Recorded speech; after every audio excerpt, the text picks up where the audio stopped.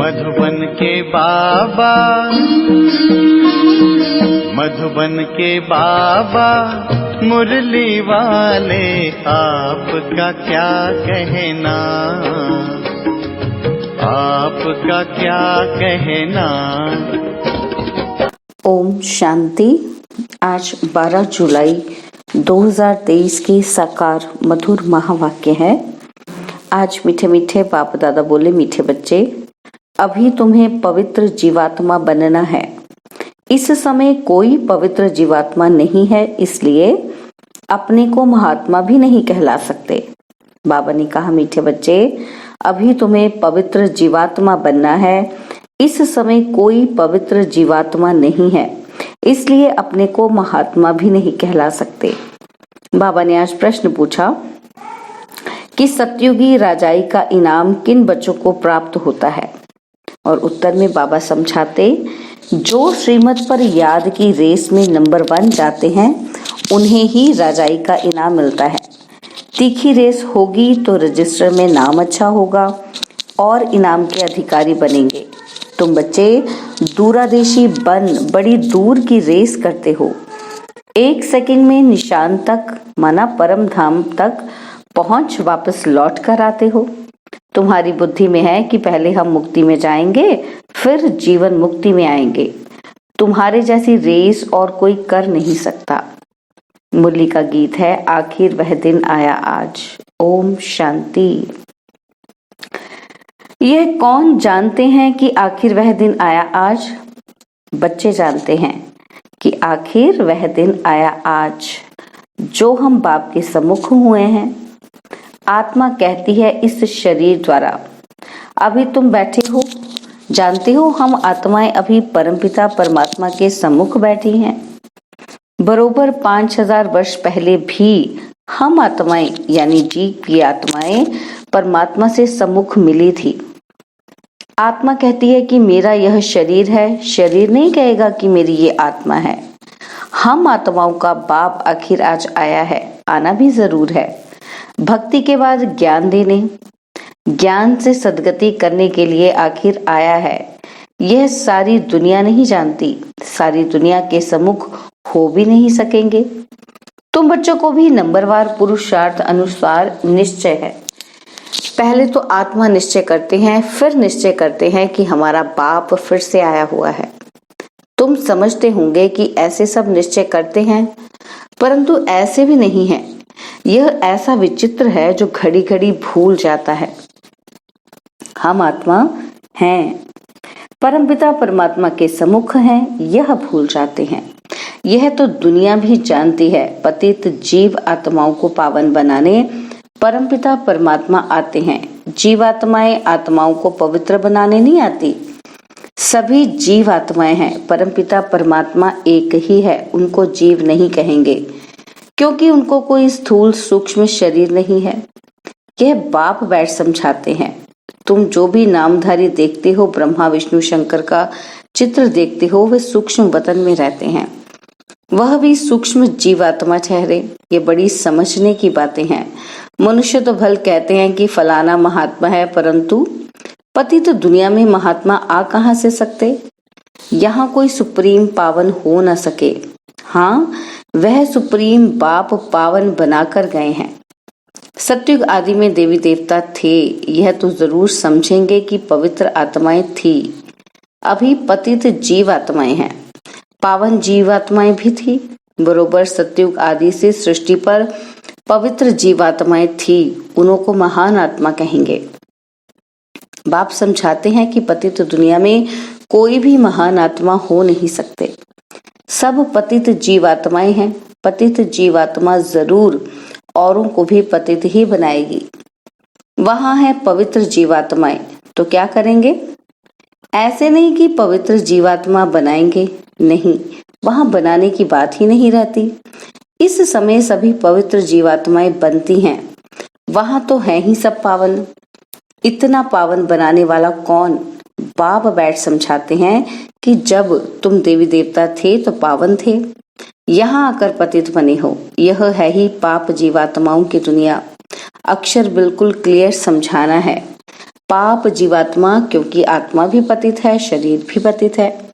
वहां फिर महात्मा अक्षर नहीं देते, वहां तो है ही सब पवित्र, कहते ही देवी देवता हैं। सर्वगुण संपन्न, 16 कला संपूर्ण, अहिंसा परमो धर्म जीवात्माएं हैं। संपूर्ण निर्विकारी माना, संपूर्ण पवित्र। तुम बच्चों को समझाया जाता है कि सन्यासी पवित्र रहने के लिए पुरुषार्थी हैं। अच्छे अच्छे सन्यासी पवित्र रहते हैं, जिनको महात्मा कहा जाता है। पवित्र रहने के लिए अलग रहते हैं, परंतु वह तो है निवृत्ति मार्ग वाले, उनको भक्ति मार्ग में महात्मा कहेंगे, ज्ञान मार्ग में नहीं। ज्ञान और भक्ति दोनों अलग अलग गाए जाते हैं। आधा कल्प सतयुग त्रेता में ज्ञान की प्रारब्ध है, यहाँ फिर भक्ति की प्रारब्ध कहेंगे। यह है भक्ति मार्ग। पहले भक्ति भी अव्यभिचारी होती है और फिर अंत में तमो प्रधान व्यभिचारी भक्ति होती है। अभी व्यभिचारी भक्ति का अंत होना है, तब बाप आए हैं।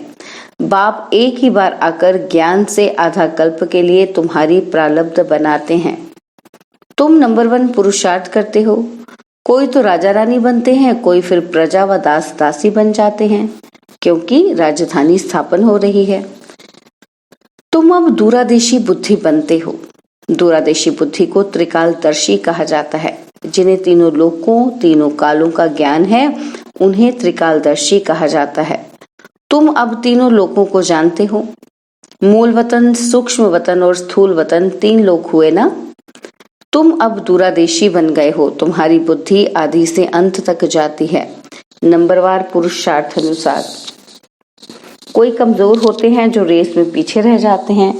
यह तो बहुत बड़ी दूरादेशी रेस है। आत्माओं की रेस कभी सुनी नहीं होगी। तुम आत्माएं जानती हो कि हम स्टूडेंट हैं, हमारी ये रेस है, फलाने निशान तक पहुंचकर फिर लौटना है। तुम आत्माओं की यह बड़ी दूर की रेस है। बुद्धि जानती है कि हम वास्तव में वहां के रहने वाले हैं। 1 सेकंड में हम वहां पहुंच जाएंगे, जीवन मुक्त बन जाएंगे। हम असल परम धाम के निवासी हैं। यथार्थ रीति बुद्धि जानती है कि हम परम धाम जाएंगे, फिर आएंगे, जैसे रेस में निशान तक पहुंचकर फिर लौटते हैं। हम भी बाबा के पास जाएंगे और फिर वापस आएंगे। हम आत्माएं रेस सीख रही हैं। तुम सबको कहते हो मन मना भव, बुद्धि का योग अपने बाप और परम धाम से रखो, जहां तुम अशरीरी रहते हो। यह सिर्फ तुम्हारी बुद्धि में ही यथार्थ रीति है। तीनों कालों, तीनों लोकों की नॉलेज तुम्हारी बुद्धि में है। 84 जन्मों का ज्ञान और कोई में हो ही नहीं सकता। तुम जानते हो कि हमको इस छीछी दुनिया से, छीछी शरीर से मुक्त होकर जाना है। हम जा रहे हैं। बाप रोज यह रेस सिखलाते हैं। तुम्हारी रेस अविनाशी है। बाप को जितना जास्ती याद करेंगे, उतना तुम्हारा रजिस्टर में नाम अच्छा रहेगा। कहेंगे इनकी बुद्धि की यात्रा बहुत तीखी है, याद से ही विकर्म विनाश होंगे। याद नहीं करते तो विकर्म विनाश ना होने के कारण पिछाड़ी में रह जाते हैं। प्रजा व दास दासी बनना यह कोई प्राइज नहीं है। नर से नारायण, नारी से लक्ष्मी बनना, इसको इनाम कहा जाता है। पाप राजाई का इनाम देते हैं। अगर उनकी मत पर चल दौड़ी लगाई तो कोई तो 2 कदम भी दौड़ी नहीं लगाते हैं। अगर प्रजा वाले होंगे तो बिल्कुल कम दर्जा पालेंगे। यहाँ रहने वाले भी होंगे तो भी राजाई में बहुत कम पद पाएंगे। तुम्हारी कितनी विशाल बुद्धि हुई है। अब बेंगलोर, मद्रास के बच्चे बैठे हैं, उनको फिर मद्रासी भाषा में कोई बैठ समझाए। हमारी भाषा तो हिंदी है, कल्प पहले भी ऐसे समझाया होगा। कहेंगे कि भगवान सब भाषाएं क्यों नहीं जानते, परंतु ड्रामा में है नहीं। ड्रामा में होता तो मैं सब भाषाओं में भाषण करता। समझो भिन्न भिन्न भाषाओं वाले बैठे हों तो क्या हम सब भाषाओं में बैठ बोलूंगा क्या? यह तो हो ही नहीं सकता। 1-2 को भी कहाँ तक सुनाएंगे, घमासान हो जाए। तो समझ आना चाहिए कि बाबा ने कल्प पहले जिस भाषा में समझाया था उसी भाषा में ही समझाते हैं। इसलिए हिंदी का जोर है। अंग्रेजी भी जरूरी है क्योंकि इन्हों का कनेक्शन अंग्रेजों से जास्ती है। रश की भाषा अपनी अपनी है। हैं एक ही धर्म वाले क्रिश्चियन, परंतु भाषाएं बहुत हैं। यहाँ भी है सब भारतवासी आदि सनातन देवी देवता धर्म वाले, परंतु अपने धर्म को भूल गए हैं। भाषाएं कितनी हो गई हैं, सब मिक्सचर है। जिसको जो भाषा है उसमें फिर उसको सुनाना है। इसमें भी बड़ा होशियार चाहिए जो समझ कर समझाए। साथी ऐसा साथ लाना चाहिए जो एक्यूरेट समझा सके। यह है सबसे बड़ा चैतन्य तीर्थ। वह सब है जड़ तीर्थ। साधु संत महात्मा सब वहां जाते हैं, बहुत दूर दूर जाते हैं। जो भारत को पावन बनाकर गए हैं उनके मंदिर में जाते हैं। यह भी समझने की बातें हैं ना। बाप कहते हैं झाड़ की टाल टालियां पत्ते, उसका विस्तार कितना समझाएं। तुम तो समझ गए हो। ये छोटे छोटे टाल टालियां हैं, टाली में भी कितने पत्ते होंगे। अथाह मठपंथ हैं, तुम्हारा थुर तो कितना बड़ा होना चाहिए, कितने पत्ते होने चाहिए। आदि सनातन देवी देवता धर्म सतयुग से लेकर चला आया है, तो हिंदू कितने होंगे। परंतु हिंदू भी नहीं रहे हैं और धर्मों में कन्वर्ट हो गए हैं। यह है कल्प वृक्ष। शुरू में आदि सनातन देवी देवता धर्म वाले थे। हिंदू कहलाने वाले भी वास्तव में हैं आदि सनातन देवी देवता धर्म के, परंतु कन्वर्ट हो गए हैं। बाप कहते हैं कि मैं आकर फिर उसी देवी देवता कहलाने वाले धर्म की स्थापना करता हूँ। जो कन्वर्ट हो गए हैं वही फिर से आकर वर्षा लेंगे। जब देवी देवता कहलाने वाला एक भी नहीं रहता तभी बाप आते हैं, आकर समझाते हैं। तुम्हारे जड़ यादगार खड़े हैं। क्राइस्ट आते हैं तो उनके धर्म की चर्चा आदि होती नहीं। यहाँ तो अभी भी देवताओं के मंदिर आदि की निशानी है। तुम्हारा जब राज्य होगा तो क्राइस्ट आदि का नाम निशान नहीं होगा। यहाँ तो सभी का नाम निशान है। तुम जानते हो क्राइस्ट कब आया, क्रिश्चियन धर्म कैसे स्थापन हुआ। क्राइस्ट अब किस शरीर में होगा, जरूर पतित शरीर में ही होगा। खुद तो पावन था ना। तुम बच्चों की बुद्धि में सारा ज्ञान है, तुमको दूरादेशी बनाया है। हम आत्माएं कहाँ रहती हैं, कहाँ से आती हैं, ये किसी को पता नहीं है। रहने के स्थान को परमात्मा मान लिया है। वास्तव में आत्मा झूठी बनने से काया भी झूठी बन जाती है। साधु लोग कह देते कि झूठी माया झूठी काया, बाकी आत्मा तो निर्लेप है। अपने मतलब की बात कह देते हैं। ऐसे क्यों नहीं कहते कि झूठी आत्मा की काया। काया को ही काई पर माना अर्थी पर बिठाते हैं। आत्मा तो कोई अर्थी पर नहीं बिठाते हैं। काई पर काया को बिठाया जाता है। आत्मा ने तो एक काया को छोड़ दूसरी काया में जाकर प्रवेश किया। यह समझ की बात है। कोई भी साधु संत आदि को तुम समझा सकते हो। यहाँ पतित दुनिया में कोई भी महात्मा नहीं है। महान आत्माओं को पावन आत्मा कहा जाता है, तो शरीर भी पावन चाहिए। ये है ही आयरन एज, परंतु कन्या जब तक विकार में नहीं गई है तो पूजी जाती है। पवित्रता के लिए ही पुकारते हैं, आकर के हमको पावन पवित्र बनाओ। जबकि पुकारते रहते हैं तो तुम उनको महान आत्मा कैसे मान सकते हो।